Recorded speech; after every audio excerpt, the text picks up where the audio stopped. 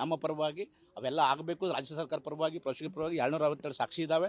ಅವೆಲ್ಲ ಆಗಲಿಕ್ಕೆ ಟೈಮ್ ಆಗುತ್ತೆ. ಬೇಲ್ ಕೊಟ್ಟು ಸರಿ ಇದೆ ಅಂತ ಅವ್ರ ವಾದ ಇವತ್ತು ಕಪಿಲ್ ಸಿಬಲ್ ಅವರು. ಆದರೆ ಇವತ್ತು ಮೇಲ್ನೋಟಕ್ಕೆ ಇವತ್ತು ಕೋರ್ಟ್ ತನ್ನ ಅಭಿಪ್ರಾಯವನ್ನು ವ್ಯಕ್ತಪಡಿಸಿದೆ. ಅಂದರೆ ನಾವು ಕನ್ವಿನ್ಸ್ ಆಗಿದ್ದೇವೆ.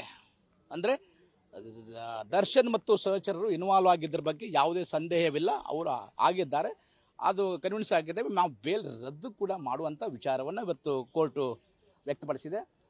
ಸುದೀರ್ಘ ವಿಚಾರಣೆಯನ್ನು ಮುಂದಿನ ಮಂಗಳವಾರ 22ನೇ ತಾರೀಕು ಮಂಗಳವಾರ ಟಾಪ್ ಆಫ್ ದಿ ಬೋರ್ಡ್ ಅಂತ ಹೇಳಿದ್ದಾರೆ.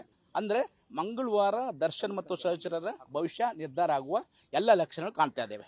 ಮತ್ತು ಸುಪ್ರೀಂ ಕೋರ್ಟು ತನ್ನ ಅಭಿಪ್ರಾಯ ವ್ಯಕ್ತಪಡಿಸಿದ ನೋಡಿದರೆ ಎಲ್ಲೋ ಒಂದು ಕಡೆ ಇವತ್ತು ದರ್ಶನ್ ಮತ್ತು ಸಹಚರ ಹಿನ್ನೆಲೆ ಆಗುವಂಥ ಚಾನ್ಸಸ್ ಭಾಳ ಇದೆ ನಮ್ಮ ಅನಿಸುತ್ತೆ.